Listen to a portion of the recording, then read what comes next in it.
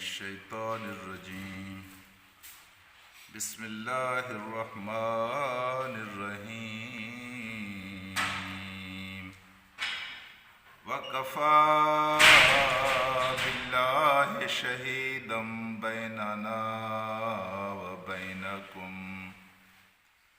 وَكَفَى بِاللَّهِ شَهِيدًا بَيْنَنَا وَبَيْنَكُمْ إِن كُنَّا عَنْ عِبَادَتِكُمْ لَغَافِلِينَ صدق اللہ العلی العظیم۔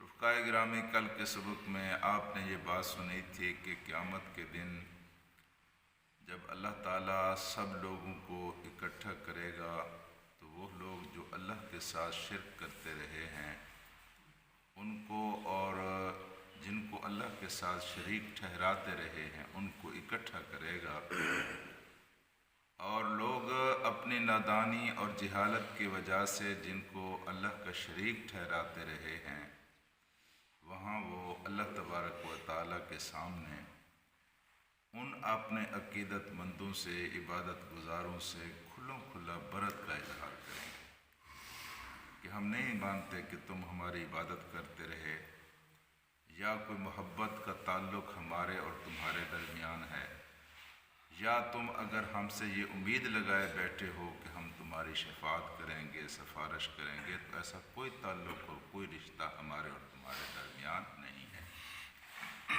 اسی بات کو مکمل اگلے آیت میں کیا گیا ہے کہ فَكَفَى بِاللَّهِ شَهِيدًا۔ یہ بات جو ہم کہہ رہے ہیں اس کے اوپر اللہ خود گواہ ہے، اللہ تعالیٰ اس کے اوپر خود شہادت دے رہا ہے کہ تمہاری ان عبادتوں سے ہمیں کوئی پتہ نہیں تھا، اور اب اس بات پر بھی اللہ گواہ ہے کہ ہم تمہاری کوئی مدد کرنے کے نہ مکلف ہیں، نہ پابند ہیں، نہ ہمیں پتہ ہے کہ جو ہمارا اور تمہارا کوئی آپس میں تعلق تھا۔ اب یہاں سوال یہ ہے کہ کبھی کبھی انسان اس طرح کی کیفیات سے دوچار ہو جاتا ہے کہ جب انسان کے گمراہ ہونے کے بڑے وسیع چانسز ہوتے ہیں۔ یہ مشرک لوگ جو ہیں جن کے عقیدے کمزور ہیں بیچاروں کے، ان کے گمراہ ہونے کے بہت قریب امکانات ہوتے ہیں۔ ہوتے کس طرح ہے؟ مشرک دراصل جس معبود کو پوجتا ہے وہ اس کو نہیں پوجتا، وہ اپنے خیال کو پوجتا ہے۔ ایک ذہن میں اس نے بات رکھی اور دن سارا اس کے اوپر قائم رہا، رات کو آ کر اس طرح کی کوئی بشارت مل گئی، خواب میں کوئی اشارہ مل گیا، اس کا وہ شرک پکا ہو پختہ ہو گیا۔ یہ ہوتا ہے اسی طرح۔ مثلا ایک آدمی دن سارا صحابہ کرام کو تبرہ کرتا رہا، گالیاں دیتا رہا، سارا دن دیتا رہا، اور جب رات گزری تو رات کے وقت جناب علی آ گئے اور انہوں نے کہا بزرگزار بہت اچھا کر رہے ہو، بڑا زبردست کر رہے ہو، کیا بات ہے تمہاری، ہاں جی۔ اب وہ جو تبرہ کر رہا تھا صحابہ کرام کے اوپر یا صحابہ کرام کو گالی دے رہا تھا، اب کچھ قرآن و حدیث کی روح سے دیکھا جائے کوئی تک نہیں بنتی کہ حضرت علی آ کر اس کو شاباش دیں۔ حضرت علی تو علم کے بادشاہ تھے، وہ اس طرح کیسے کر سکتے ہیں؟ اب یہ حضرت علی تھے، کیا انہوں نے حضرت علی کو دیکھا ہوا ہے؟ وہ جو حضرت علی خواب میں آئے ہیں، وہ جو کہتے ہیں کہ حضرت علی خواب میں آئے تھے اور انہوں نے آ کر کہا کہ تم ٹھیک کر رہے ہو، کیا حضرت علی کو انہوں نے دیکھا ہوا ہے؟ کیا وہ واقعی حضرت علی تھے؟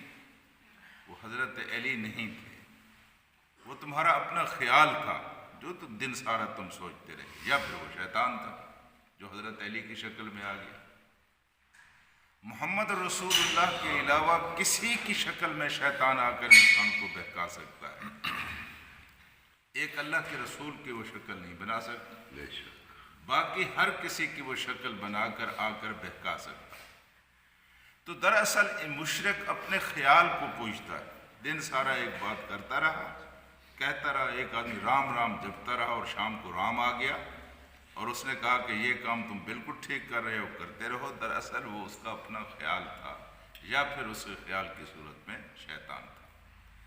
لیکن یہاں ایک بال کے برابر باریک فرق بھی ہے تھوڑا سا۔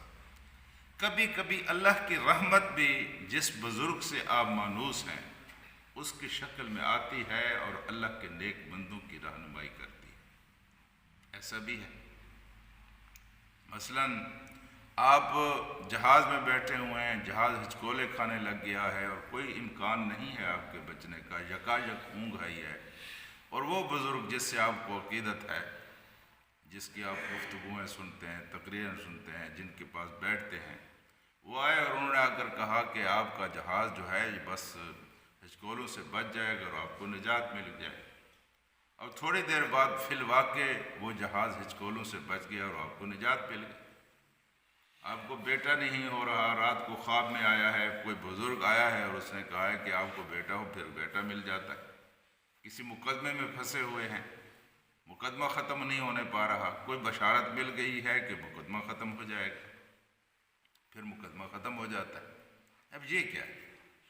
وہ بزرگ دراصل جو آتا ہے، یہاں بالکل ایک باریک بال کے برابر فرق ہے اگر آپ اس کو سمجھیں۔ وہ بزرگ جو آتا ہے دراصل وہ اللہ کی رحمت ہے، اللہ کی رحمت کی شکل میں، اللہ کی رحمت ہے جس سے آپ مانوس ہیں، اللہ کی رحمت اس شکل میں ظاہر ہوتی ہے، اللہ کی رحمت اس شکل میں ظاہر۔ اب جس کا عقیدہ کمزور ہے وہ اس بزرگ کا گرویدہ ہو جائے گا، وہ اس کا لٹو ہو جائے گا، وہ اس کو پوجنے لگے گا۔ جس کا عقیدہ مضبوط ہے، جس کو قرآن و سنت کا علم حاصل ہے، وہ یہی سمجھے گا کہ یہ اللہ کی رحمت ہے جو اس بزرگ کی صورت میں میرے سامنے پیش ہو گئی۔ وہ اس بزرگ کا کرشمہ نہیں سمجھے گا، اس بزرگ کو کیا پتا تھا۔ دیکھیں جو بزرگ گزر گئے ہیں اس دنیا سے، بہت سارے بزرگ ایسے ہیں جو بزرگ نہیں ہیں، ہم ان کو بزرگ سمجھتے ہیں، لیکن بہت سارے ایسے بزرگ ہیں جو واقعتاً بزرگ ہیں، وہ اس دنیا سے گزر گئے ہیں، آخرت میں اللہ نے ان کو جنت عطا کی۔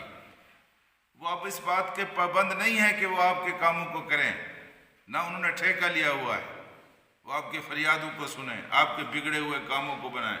قرآن و حدیث میں کہیں یہ بات نہیں ہے۔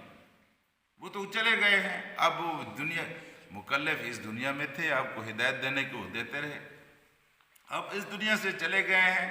اگر واقعی وہ بزرگ ہیں یا جنت میں ہیں، اگر کوئی دوسری بات ہے وہ کسی دوسری جگہ پر ہے، ہم تو نہیں جانتے، آخرت کا مسئلہ ہے۔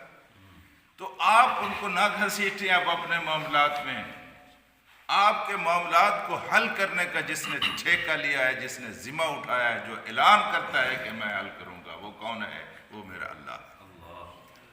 آپ اس کو نہیں پوچھتے،